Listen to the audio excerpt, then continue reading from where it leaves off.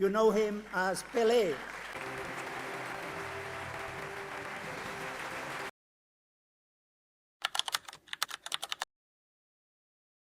Simply, he was and for many, still is the greatest football player the world has ever seen.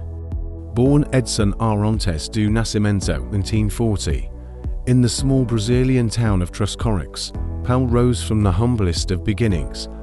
The son of a footballer whose dreams were cut short by injury, young Edson would go on to live a dream bigger than anyone could imagine.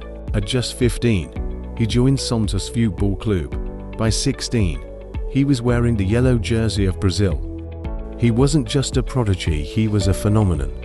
In 1958, the world met Pele. Just 17 years old, he danced past defenders like wind through trees. He scored 6 goals in the tournament and led Brazil to their first World Cup title. A boy became a national hero. The world had found its king. Over the next decades, Pele would redefine greatness. He scored 1,281 goals in 1,363 matches, a Guinness World Record. In league play alone, 650 goals in 694 matches. With Santos, he conquered South America, winning to Copa Libertadores and turning the club into a footballing empire. By the 1960s, he was known as O Rei, the King. But it wasn't just his goals, it was how he played. The grace, the joy, the poetry in motion. Pele made football an art form. Every flick, every turn, every strike magic. In the late 1960s, during a visit to Nigeria, a civil war paused just so people could watch Pele play. Think about that, a war stopped for football, for him. In 1970, Pele returned to the World Cup for one last glorious campaign. He led Brazil to their 3rd title, securing his place as the only player in history to win 3 World Cups, a feat no one else has ever matched.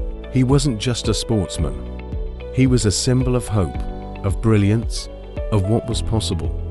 In 1975, Pele joined the New York Cosmos. He brought soccer to the United States and packed stadiums like never before. When he retired in 1977, the world wept because an era had ended.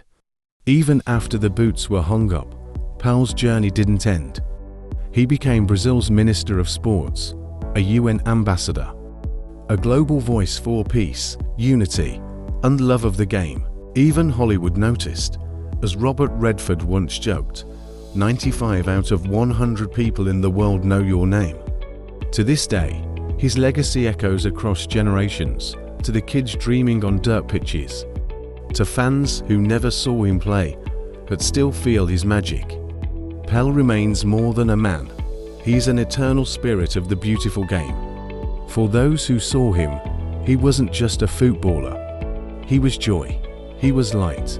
He was the king, now and forever.